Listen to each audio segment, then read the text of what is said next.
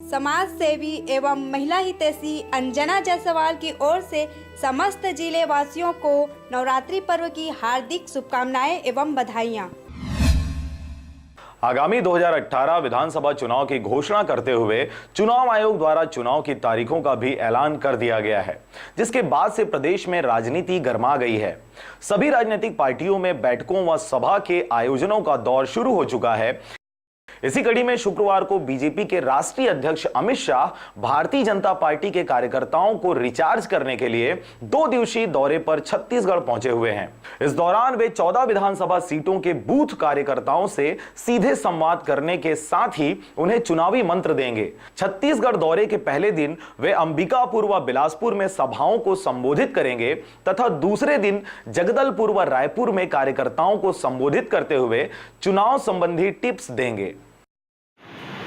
हमारे यशस्वी राष्ट्रीय अध्यक्ष अमित शाह जी का आगमन अंबिकापुर सभा को संबोधित करने के बाद करीब 3 बजे बिलासपुर आगमन हो रहा है।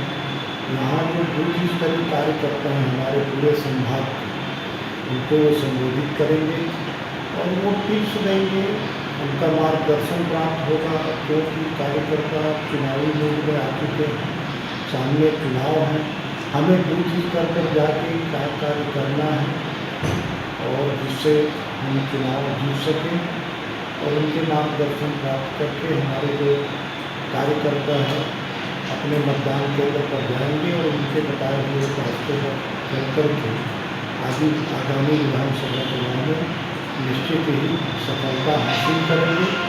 और वहाँ रात्रि विश्राम करने के बाद कल प्रातः जगदलपुर पर प्रस्थान करेंगे।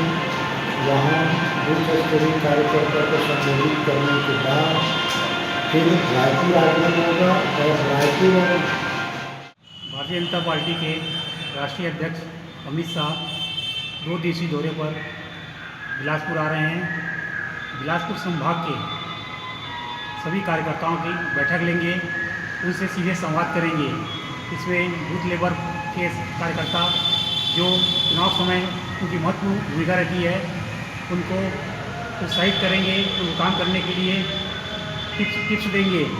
इसमें बूथ के अध्यक्ष, बूथ के पालक, बूथ शक्ति केंद्र संयोजक, सह संयोजक और बूथ में काम करने वाले 20 ऐसे कार्यकर्ता हैं जो चुनाव के समय सक्रिय रूप से कार्य करते हैं और घर घर से वोट निकालते हैं। उन्हें चुनाव में कैसे काम करना है इस संबंध में उनको सीधे से संवाद कर उनको जानकारी देंगे।